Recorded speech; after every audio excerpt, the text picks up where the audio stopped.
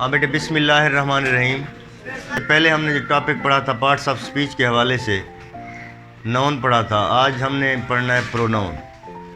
Pronoun क्या है? इसके अलावा हमने प्रोनाउन की काइंड्स पढ़नी है, kinds of pronoun. Kinds of pronouns में जो चीज़ें हमने पढ़नी है उनमें से number 1 personal pronouns, 2 demonstrative, 3 relative. यानी सबसे पहले हमने पढ़ना है pronoun, kinds of pronoun. Kinds of pronoun में पर्सनल प्रोनाउन, डिमॉन्स्ट्रेटिव प्रोनाउन और रिलेटिव प्रोनाउन। अब इसकी जो डेफिनेशन है प्रोनाउन की, a word which is used instead of a noun is called pronoun. Urdu में इसको कहते हैं हम इसमें ज़मीर। इसमें ज़मीर एक ऐसा लफ्ज़ जो हम किसी नाउन की जगह पर इस्तेमाल करते हैं वो क्या कहलाता है? प्रोनाउन कहलाता है। आप यूँ समझें कि उर्दू के अंदर या कोई भी ज़बान हो उसकी अपनी एक खूबसूरती होती है, एक हुस्न होता है। कोई भी ज़बान हो, कोई भी लैंग्वेज हो, तो उसके कुछ असूल होते हैं, कुछ ज़वाबित होते हैं। अब उर्दू में आप कैद आज़म के ऊपर ऐसे पढ़ रहे हैं फॉर एग्ज़ाम्पल, तो स्टार्ट में आप लिखेंगे कैद आज़म मोहम्मद अली जिन्ना फ़लाँ डेट को पैदा हुए। उसके बाद आपने उसकी एजुकेशन के बारे में बताएंगे, उसका इंट्रोडक्शन बताएंगे, सारी चीज़ें। लेकिन बार बार हम कैद आज़म का नाम नहीं लेंगे, उसकी जगह पर कोई वर्ड यूज़ करेंगे। अगर बार बार हम कैद आज़म का नाम यूज़ करते हैं तो वो ज़बान का उसलूब, ज़बान का हुस्न, ज़बान की खूबसूरती ख़त्म हो जाती है। तो उसकी जगह पर हमने यूज़ करना है कि उन्होंने अपनी इब्तदाई तालीम फ़लाँ जगह से हासिल की, हाई तालीम फ़लाँ जगह से हासिल की, हाई तालीम हासिल करने के लिए इंग्लिस्तान चले गए, ऐसे कहेंगे ना। तो अब हम बार बार कैद आज़म का नाम नहीं लेंगे। ये जो हम उसकी जगह पर वर्ड यूज़ करते हैं यही आप क्या कहलाता है? क्या कहलाता है? प्रोनाउन कहलाता है। इसको क्या कहते हैं उर्दू में? इसमें ज़मीर, प्रोनाउन कहलाता है। अब हम आते हैं प्रोनाउन की काइंड्स की तरफ कि प्रोनाउंस की काइंड्स कितनी हैं। सबसे पहले हमारे पास आते हैं पर्सनल प्रोनाउन कि पर्सनल प्रोनाउंस क्या है। पर्सनल प्रोनाउंस में हमारे तमाम वो प्रोनाउंस शामिल हैं जो सब्जेक्ट के तौर पर इस्तेमाल होते हैं, ऑब्जेक्ट के तौर पर इस्तेमाल होते हैं और पोजेसिव के तौर पर इस्तेमाल होते हैं, रिफ्लेक्सिव के तौर पर इस्तेमाल होते हैं। वो तमाम मेजर जो है ना वो हमारे पास पर्सनल प्रोनाउन कौन से हैं वो देखने आप लोगों ने। नंबर 1 उसमें है I, we, you, he, she, they, it. ये हमारे पास क्या है? पर्सनल प्रोनाउंस है। कौन से प्रोनाउंस है हमारे पास? पर्सनल प्रोनाउन है, ये इसके अंदर आते हैं। अब इसमें एक है सब्जेक्टिव,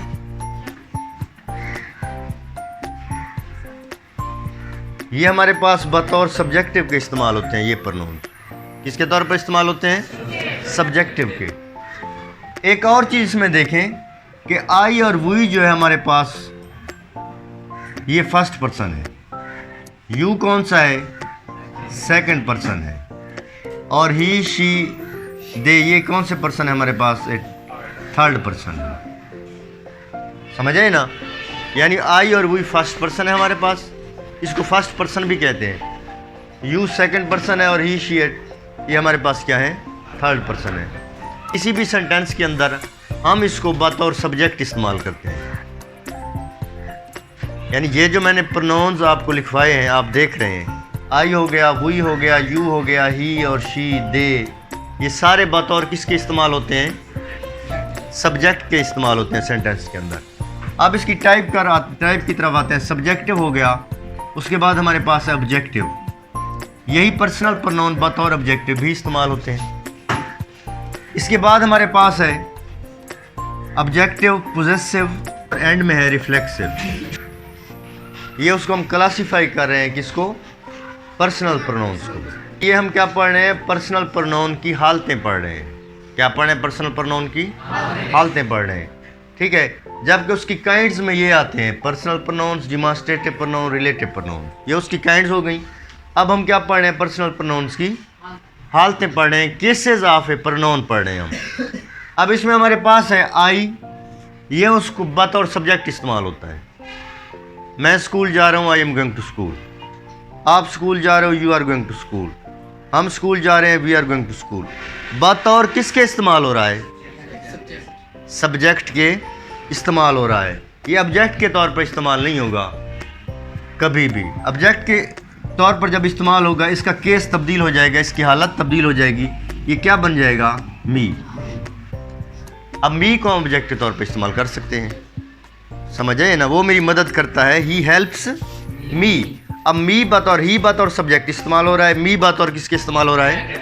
ऑब्जेक्ट के इस्तेमाल हो रहा है। नेक्स्ट है पोजेसिव केस। इसके तौर पर इस्तेमाल करना है पोजेसिव। पोजेसिव बतौर मलकियत के इस्तेमाल होता है, सब्जेक्टिव फाइल के, ऑब्जेक्टिव मफूल के। और पोजेसिव बतौर किसके इस्तेमाल होता है? मलकियत के तौर पर हम इसको इस्तेमाल करते हैं। अब आई, मी या मेरा घर, तो हम मी हाउस कहेंगे, गलत होगा। आई होम कहेंगे, आई हाउस कहेंगे, गलत हो जाएगा। हम क्या कहेंगे? माई हाउस कहेंगे। क्या कहेंगे हम? My house. ये उसकी कौन सी हालत है? समझते जाइए। ये आपके MCQs हैं जो आपके पेपर में आते हैं। बात समझे ना? वो पूछता है कि पर्सनल प्रोनाउन इनमें से कौन से हैं, पोजेसिव कौन से हैं, रिफ्लेक्सिव। ये आपके सिलेबस में शामिल हैं, आपके एग्जाम में आते हैं, MCQs में आते हैं। आई सब्जेक्टिव, मी ऑब्जेक्टिव, माई कौन सा है? पोजेसिव प्रोनाउन है। उसके बाद माई सेल्फ। माई सेल्फ कौन सा प्रोनाउन है हमारे पास? रिफ्लेक्सिव प्रोनाउन है। ठीक है, ऐसे ही तमाम के हमने वो करने हैं। अब वी है तो वी का क्या हो गया? अस हो गया, आवर हो गया, आवर सेल्फ। इसके बाद हमारे पास है यू है। इसकी ऑब्जेक्टिव हालत भी ध्यान में रखनी है। यू की सब्जेक्टिव भी यू है और ऑब्जेक्टिव हालत भी उसकी यू ही है। अब उसके बाद देखें, यू का जो पोजेसिव केस है वो क्या है? यूअर है और यूअर सेल्फ। उसके बाद हम आते हैं ही के ऊपर। ही क्या है हमारे पास? इसकी ऑब्जेक्टिव हालत क्या है? हिम है। पोजेसिव क्या है? उसका घर, उसकी किताब। क्या कहेंगे? हिज बुक कहेंगे, हिज होम कहेंगे। अब हिम बुक नहीं कहेंगे, वो गलत हो जाएगा, समझे ना? उसकी हमने ऑब्जेक्टिव हालत ही, पोजेसिव हालत ही बयान करनी है। नेक्स्ट देखिए हमारे पास है हिमसेल्फ। हिमसेल्फ उसकी कौन सी हालत है? हिमसेल्फ उसकी रिफ्लेक्सिव हालत है। कौन सी हालत है? रिफ्लेक्सिव हालत है। अब हम आते हैं शी, हर और हर। ये ध्यान में रखने हैं। जैसे यू की सब्जेक्टिव और ऑब्जेक्टिव सेम है, ऐसे ही शी की पोजेसिव, ऑब्जेक्टिव और पोजेसिव सेम है। मैंने इसको इनसर्कल कर दिया है, ठीक है, जो सेम है। अब इसका सब्जेक्टिव यू का और इसका ऑब्जेक्टिव सेम है। और इधर हर का क्या है? ऑब्जेक्टिव और पोजेसिव जो केस है उसका दोनों का सेम है। उसके बाद हम आते हैं, ये क्या बन गया? Her self. नेक्स्ट है हमारे पास दे, देम उसकी ऑब्जेक्टिव हालत है, देयर है और है देम सेल्फ। समझ आ रही है ना बात? नेक्स्ट हमारे पास इट है और इसकी ऑब्जेक्टिव इट है, यू की तरह। आप समझ आए ना? अब इसकी सब्जेक्टिव भी इट है, ऑब्जेक्टिव भी इट है और इसकी पोजेसिव क्या? इट्स है। Reflexive it self. ये हमारे पास की कौन सी है? रिफ्लेक्सिव हालत हो गई। क्लियर हो गया ना? पर्सनल प्रोनाउन और उसकी ये हालतें आपने देख ली जो हम अक्सर पढ़ते हैं, अक्सर हम यूज़ करते हैं और बच्चों को मुगालता हो जाता है, ख़ास तौर पर तर्जमा करते हुए। अब एक चीज़ आप लोगों ने जहन नशीन कर लेनी है कि जितने भी इसके ये हालतें हैं, या ये सब्जेक्टिव है, ऑब्जेक्टिव है, पोजेसिव, रिफ्लेक्सिव, ओवरऑल ये पर्सनल है। ओवरऑल कौन से प्रोनाउन है? ये पर्सनल। हाँ, अगर वो MCQs में हालत का तज़किरा भी कर देता है, यानी वो लिख देता है, अगर वो लिखता है सिर्फ यही लिखता है MCQ, यानी वो ऑप्शन नंबर ए लिखता है, पर्सनल, रिलेटिव, डिमॉन्स्ट्रेटिव, 3 ऑप्शन है ना। अच्छा, अब उनमें पूछता है कि इनमें से कोई चीज़ भी दे देता है, हिम दे देता है, हिज दे देता है, यू दे देता है, यू आर दे देता है, आई दे देता है, तो आपने लिखना है पर्सनल है। समझे ना? अगर वो उनकी उधर पर्सनल भी लिख देता है, उसने पोजेसिव हालत दी हुई है माई, और आगे उसने ऑप्शन में माई जो है ना पोजेसिव भी लिख दिया कि पोजेसिव प्रोनाउन, तब आपने किसको टिक करना है? पोजेसिव को करना है। किसको करना है? पोजेसिव को। हाँ, उसने हालत नहीं बयान की हुई तो आप ओवरऑल ये सारे क्या हैं? पर्सनल है। आप समझ आ रही है कि नहीं आ रही बात? अब हम आते हैं इसकी दूसरी टाइप की तरफ, वो है हमारे पास डिमॉन्स्ट्रेटिव प्रोनाउन। कौन से प्रोनाउन है? Demonstrative pronoun. डिमॉन्स्ट्रेटिव का मतलब होता है इशारा करने वाले। क्या करने वाले? इशारा करने वाले। और पर्सन से निकला है, यानी ये किसी ज़ात की तरफ इशारा कर रहे होते हैं, किसी शख्स की तरफ इशारा कर रहे होते हैं। जितने भी हैं ये ऐसे ही हैं। अब इसकी नेक्स्ट जो हमने टाइप पढ़नी है वो कौन सी है? Demonstrative pronoun. डिमॉन्स्ट्रेट का मतलब होता है किसी चीज़ की वजाहत करना, किसी चीज़ का इशारा करना। अब इसमें से आपके जो प्रोनाउंस हैं वो क्या है? ये दिस हो गया और दैट हो गया। ये तो हो गए इसके सिंगुलर हो गए ना। आप इसको जब प्लुरल करेंगे, दिस क्या बन जाएगा? These, those. यानी दिस की जो जमा है वो क्या है? दीज है। दैट की जमा है वो क्या है? दोज है। दिस की जमा क्या है? और दैट की जमा क्या है? दोज है। ठीक है। These are mine books. ठीक है। अच्छा, यानी दूर की चीज़ के लिए हम दैट इस्तेमाल करते हैं, करीब की चीज़ के लिए कौन सा प्रोनाउन इस्तेमाल करते हैं? दिस इस्तेमाल करते हैं। दिस और दैट। बात समझ आई है ना? ये हमारे क्या हो गए? Demonstrative pronoun. नंबर 2 ये हो गए। नंबर 3 क्या है? वो है हमारे पास डिमॉन्स्ट्रेटिव के बाद रिलेटिव प्रोनाउन। रिलेटिव प्रोनाउन ऐसे प्रोनाउंस होते हैं जो एक सेंटेंस को दूसरे सेंटेंस से या एक वर्ड को वर्ड से या फ्रेज से या सेंटेंस से जोड़ देते हैं। रिलेट का मतलब क्या होता है? जोड़ना। रिलेट का मतलब क्या होता है? ताल्लुक़ पैदा करना, वास्ता पैदा करना, जोड़ देना। अब उसमें कौन कौन से हम इस्तेमाल करते हैं? नंबर 1 हमारे पास है विच, हु, बट, हुज, और इसमें आ गया आपका हूँ। दैट भी बतौर इसके इस्तेमाल होता है रिलेटिव के। वो ये है कि जो विच हो गया, हु हो गया, बट हो गया, हुज, हुम, दैट, ये रिलेटिव प्रोनाउन भी हैं और ये इंटेरोगेटिव प्रोनाउन भी हैं।